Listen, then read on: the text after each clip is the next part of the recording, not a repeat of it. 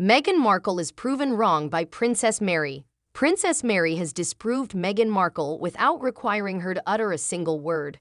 Meghan Markle, the royal fiancée and former tenant of Toronto, set up her shop on a stage in London around the end of February 2018. Just 110 years had passed since British women had won the right to vote universally and the ability to dress nicely in wool slacks when feminism finally made its way to Buckingham Palace. "Women don't have to find a voice," she declared to the group. "They can be heard. People must be inspired to listen, and they must feel empowered to apply it." In January 2020, Meghan, who was then the Duchess of Sussex, and her husband, Prince Harry, the Duke of Sussex, left the royal scene amid a whirlwind of frustrated hopes and agitated animosity. Among the many purported lessons learned was that monarchy and feminism could not coexist. The Duchess's empowerment speech and banana annotation platform was deemed excessively daring, contemporary, and progressive for an establishment that still maintains a Warden of the Swans on file.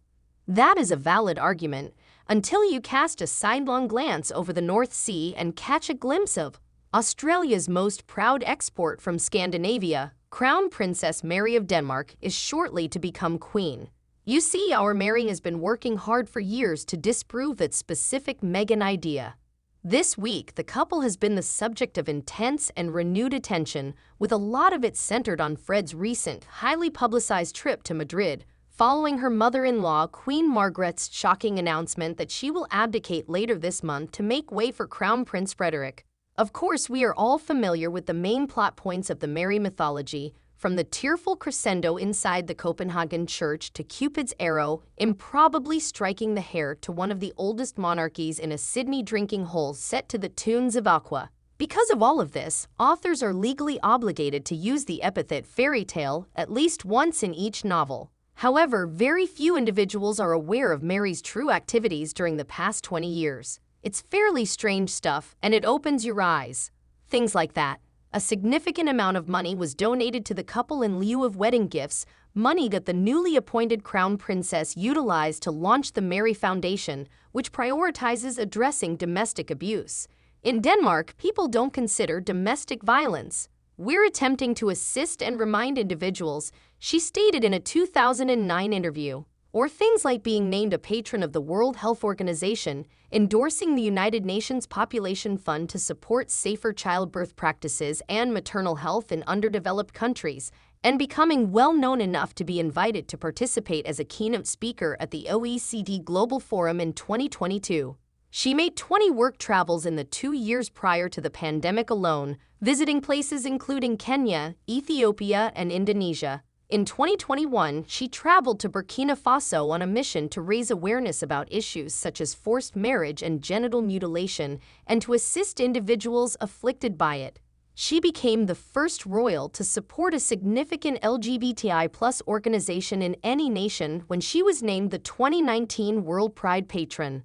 I could continue, but you get the idea. We're not talking about a woman who spends her days fanning the place with lovely charities that address the less glamorous children illnesses or the plight of abandoned Labradors when we talk about Mary's royal job. Instead, since 2004, the Crown Princess has been drastically redefining what a princess in the 21st century can accomplish, aside from maintaining her impeccable collection of early '80s thongs. Mary was the one who really invented the pantsuit princess TM model, long before Kate, the Princess of Wales, realized that Alexander McQueen also made blazers and that an Excel spreadsheet could be used for more than just listing hats. Mary was always giving off the impression of a Fortune 500 CEO straight off the jet, and she amassed an extraordinarily impressive international resume. Who's your favorite dynasty arm candy right now? We have to go back to Meghan and her tragic, all too brief royal career at this point. Despite the fact that many headlines have focused on Mary and Kate's similarities, I think the Duchess is a better fit.